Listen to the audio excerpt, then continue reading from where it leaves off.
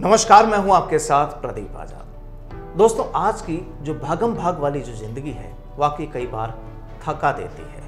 लोग खुद को थका हुआ महसूस करते हैं, फिर चाहे वो लोग ऑफिस में बैठकर काम करने वाले हों या फील्ड में सुबह से रात तक दौड़ भाग करने वाले लोग हों। एक वक्त वो होता है जब लगता ऐसा है कि शरीर थका हुआ है या शरीर के किसी हिस्से में दर्द है। कहने का मतलब आज की जो लाइफ स्टाइल है, आम लोगों की लाइफ स्टाइल है या कोई भी व्यक्ति हो, सबकी लाइफ स्टाइल में काफ़ी बदलाव आ चुके हैं और इन बदलावों की वजह से महसूस होता है आपको बॉडी पेन। शरीर के किसी भी हिस्से में, किसी भी जॉइंट में बॉडी पेन होता है तो हम सीधा रुख करते हैं डॉक्टर्स के पास। क्या वजह होती है? उस वजह का अगर कोई आपको इस तरह का महसूस होता है तो उसका क्या इलाज हो सकता है, शुरुआती इलाज क्या हो सकता है, किस तरह से किसी भी व्यक्ति को अपने कामकाज के दौरान भी अपने खुद को फिजिकल फिट रखने के लिए क्या सावधानी रखनी चाहिए। आज कुछ इसी तरह के तमाम सवाल होंगे और इन सवालों के जवाब देने के लिए हमारे साथ मौजूद हैं डॉक्टर अरुण सिंह।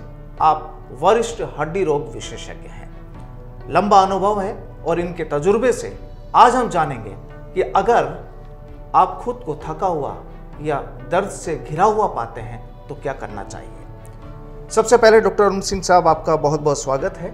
और आज की आम इंसान की जो लाइफ स्टाइल है वो काफ़ी बदल चुकी है। आपके पास भी कई ऐसे केस आते होंगे कि कोई ये कहता है कि हाथ में दर्द है या कोई बैक में दर्द है, कोई पाँव में दर्द है। क्या इन चीज़ों को देखकर लगता है और क्या कहना चाहेंगे?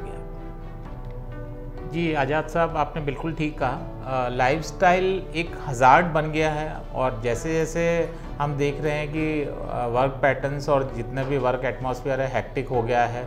बहुत ही व्यस्त रहते हैं सुबह से शाम तक, चाहे वो आउटडोर वर्क हो चाहे इंडोर हो।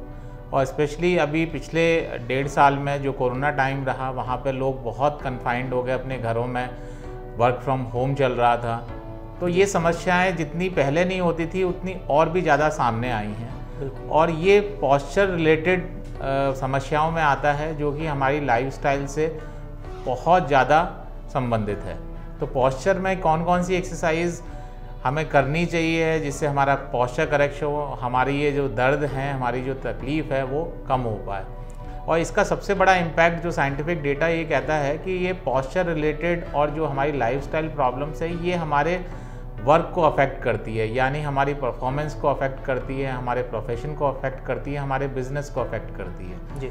तो हम हमेशा ये अवेयरनेस कैंप करते हैं कि आप इन पॉस्चर करेक्शन एक्सरसाइजेज या पॉस्चर करेक्शन एक्टिविटीज़ में पार्टिसिपेट करें और कोशिश यही करें कि आपकी जो एक्सरसाइज हैं या जो आपके प्रयास हैं वो आपके वर्क प्लेस पे ही हों।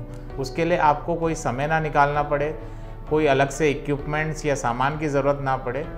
केवल आप अपने काम करते करते कुछ पॉस्चर्स को, कुछ ऐसे एक्सरसाइज को अपने शामिल कर लें जिससे ये जो दर्द है, ये तकलीफ़ है, ये आपका दिन ख़त्म होते होते ये आपको परेशान ना करे। डॉक्टर साहब, यहाँ पर जैसे आम तौर पर देखा जाता है कि हम अगर इसको डिवाइड करना चाहें तो 3 हिस्सों में ये डिवाइड हो सकता है। एक वो लोग होते हैं जो सुबह से शाम तक ऑफिस में बैठकर अपना काम करते हैं। एक लोग वो होते हैं जो सुबह से और रात तक फील्ड में घूमते हैं, वो 2 व्हीलर हो या 4 व्हीलर हो या पैदल हो। और एक वो लोग होते हैं जो दिन भर घर में रहते हैं। तो जाहिर सी बात है कि हम अगर तीनों को डिवाइड अलग अलग हिस्सों की बात करें, सबसे पहले अगर बात कर लें कि जो लोग सुबह से शाम तक, रात तक, देर टाइम तक ऑफिस में अपना सिटिंग जॉब करते हैं, तो उनकी क्या परेशानियां हो सकती हैं और क्या उनका ट्रीटमेंट हो सकता है?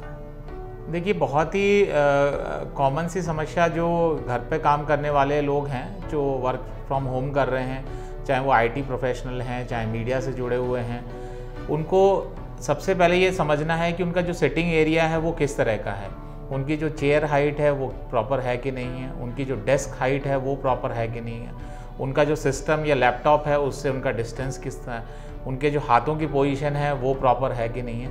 ये एक बेसिक रिक्विजिट होती है जहाँ पे आप एक अच्छे पॉस्चर को बहुत लंबे टाइम तक मेंटेन कर सकते हैं। उसके बाद आती है आपकी मांसपेशियों का कोऑर्डिनेशन कि आपके लॉन्ग वर्किंग आवर्स 10 घंटे 12 घंटे में वो आपको कितना साथ देती हैं। आपको कहीं नेक में, आपकी अपर बैक में, आपकी लोअर बैक में पेन तो नहीं होने लग जाता है इतनी लॉन्ग सिटिंग के बाद। वहाँ आती है आपकी मसल पावर काम। इसके लिए आपको क्या करना है, अपने जो रूटीन के बीच में आपको ब्रेक्स ले लेके उनको स्ट्रेच करना है, जिससे वो टाइट नहीं होंगी, वो पेन में नहीं जाएंगी और आपको वर्क एफिशिएंसी ज़्यादा से ज़्यादा मिल पाएगी। क्या कुछ किया जा सकता है कि कोई भी व्यक्ति अपने वर्किंग के दौरान कुछ पल निकाले, कुछ वक्त निकाले, और क्या मुख्य कोई एक्सरसाइज ऐसी कोई है जो आप बताना चाहें उनको? देखिए, सबसे इम्पॉर्टेंट ये होता है, अगर आपका लंबा सेटिंग रहता है तो आप ये कोशिश करें ब्रेक लेके कम से कम अपने पोस्चर को चेंज करें, यानी कि बैठे हैं तो आप खड़े हो जाएं, और आपका लॉन्ग स्टैंडिंग का काम रहता है तो आप खड़े हैं तो बैठ जाएं। उससे जो ऑपोजिट मसल्स होती हैं वो वापस से एक्टिव होती हैं और आपकी मसल्स को रिलैक्सेशन मिलता है। सबसे अच्छी एक्सरसाइज जो आपके अपर बैक के लिए होती हैं वो होता है शोल्डर्स को श्रक करना, आपको पीछे की तरफ इसको पुल करना, जो चेस्ट को बाहर निकालना होता है, पीछे से शोल्डर्स को पीछे से उठाने की कोशिश करना, और हाथों की एक सिंपल सी स्ट्रेचिंग करना। इससे आपकी अपर बॉडी जो होती है वो स्ट्रेच हो जाती है। आपको ऐसे ही लोअर बैक पेन रहता है या आपकी निचली कमर में दर्द होता है तो आपको खड़े होकर उसको स्ट्रेच करना है। आगे की तरफ झुक के उसको स्ट्रेच कर सकते हैं और पीछे की तरफ आप मुड़ के उसको स्ट्रेच कर सकते हैं। साइड में अपनी कमर को हिलाना, ये भी एक स्ट्रेचिंग होती है। तो आप ये कोशिश करें कि अपने काम के बीच में ब्रेक लेकर कुछ सेकंड्स के लिए ये एक्सरसाइज की जाएंगी, पर ये आपको घंटों तक पेन में रिलीफ दिला देंगे। और अगर बात करें जो लोग दिन भर फील्ड में होते हैं या गाड़ी चलाते हैं, लंबी दूरी का रन करते हैं, उनके लिए क्या हो सकता है? देखिए, उनका भी एक तरह से पोस्चर सेटिंग का ही होता है। वो कार ड्राइव करते हैं चाहे बाइक ड्राइव करते हैं, कई बार उनके लॉन्ग स्टैंडिंग भी होती है, कई बार वेटिंग में या फिर उनको मार्केट में घूमना पड़ता है। तो उनको एक कोशिश ये करना चाहिए कि अपनी जो सिटिंग है उसको स्टैंडिंग में बदलें और स्टैंडिंग को सिटिंग में बदलें। तो पोस्चर को चेंज करना बहुत ज़रूरी होता है। और अगर वो वेट कर रहे हैं या किसी चीज़ का इंतज़ार कर रहे हैं तो कोशिश करें उस टाइम को वो अपनी एक्सरसाइज के लिए यूटिलाइज़ करें। आप गाड़ी में सिग्नल पर रुके हुए हैं, आप कुछ एक्सरसाइज को वहाँ कर सकते हैं। आप कहीं किसी से मिलने गए हैं, वहाँ वेट कर रहे हैं तो आप कुछ एक्सरसाइज को कर सकते हैं। तो आपको कभी भी सुबह और शाम के लिए वक्त निकाल के एक्सरसाइज नहीं करना है, क्योंकि आपका मैक्सिमम समय आपके काम में निकलता है। तो आपको कोशिश यही करना है कि उस एक्सरसाइज को मैं अपने काम में ही कर दूँ। तो उससे जाहिर सी बात है कि काफ़ी आराम मिल सकता है। एक पिछले कुछ समय में एक चीज़ चली है, एक स्पोर्ट्स इंजरी को लेकर और कई बार देखने में आया कि कहीं घुटने में दर्द है या शोल्डर्स में दर्द है या बैकबोन में दर्द है। ये क्या वजह है और क्या चीज़ क्या है ये स्पोर्ट्स? देखिए, स्पोर्ट्स इंजरी ऐसा सुनने में लगता है कि ये खाली स्पोर्ट्स से रिलेटेड है, पर स्पोर्ट्स इंजरी इतना ब्रॉड टर्म है जिसको हम लोग कोई भी एक्टिव इंडिविजुअल है उसको स्पोर्ट्स इंजरी की कैटेगरी में रख सकते हैं। जो दौड़ता है, इवन ब्रिस्क वॉक करता है, पार्क में घूमने जाता है, योगा एक्टिविटी करता है या अपनी कोई भी रिक्रिएशनल एक्टिविटी खेलने से लेकर साइकिलिंग करने तक, वो सारी स्पोर्ट्स इंजरी में आती है। जी, एज ए ऑर्थोपेडिक सर्जन हम लोग हड्डियों से ज़्यादा हम वेटेज देते हैं हमारे लिगामेंट्स को, मसल्स को, टेंडन्स को, क्योंकि हमें लगता है वो मिस हो जाती हैं, चोटें डायग्नोज नहीं हो पाती हैं और लंबे टाइम तक मरीज को परेशानी देती हैं।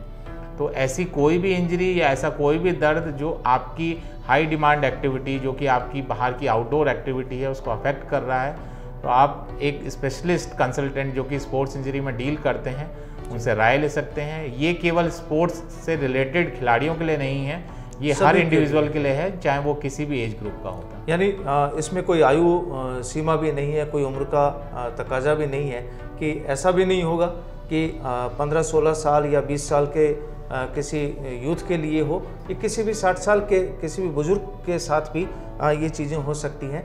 एक शोल्डर पेन एक आम लोगों के लिए काफ़ी तकलीफदेह हो रहा है पिछले कुछ समय से। देखिए, शोल्डर पेन तो इतनी ज़्यादा प्रिवलेंट है हमारे सोसाइटी में कि अमूमन यंग से लेकर एल्डरली सभी को कभी ना कभी अपनी ज़िंदगी में शोल्डर पेन रहा होता है या वो सफ़र कर रहे होते हैं।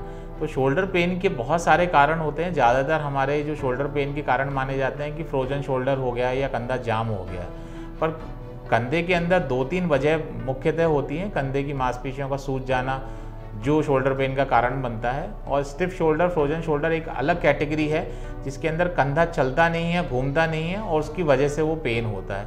तो हमको उसकी वजह का जानना बहुत ज़रूरी है, क्योंकि उसी से ये डिसाइड होगा कि आपको एक्सरसाइज करनी है या एक्सरसाइज रोकनी पड़ेगी कुछ टाइम के लिए उसको आराम देने के लिए, या कौन से ऐसे मॉडिफिकेशन है जो इस कंडीशन को बढ़ाए नहीं और इसको जल्दी से जल्दी ठीक करें?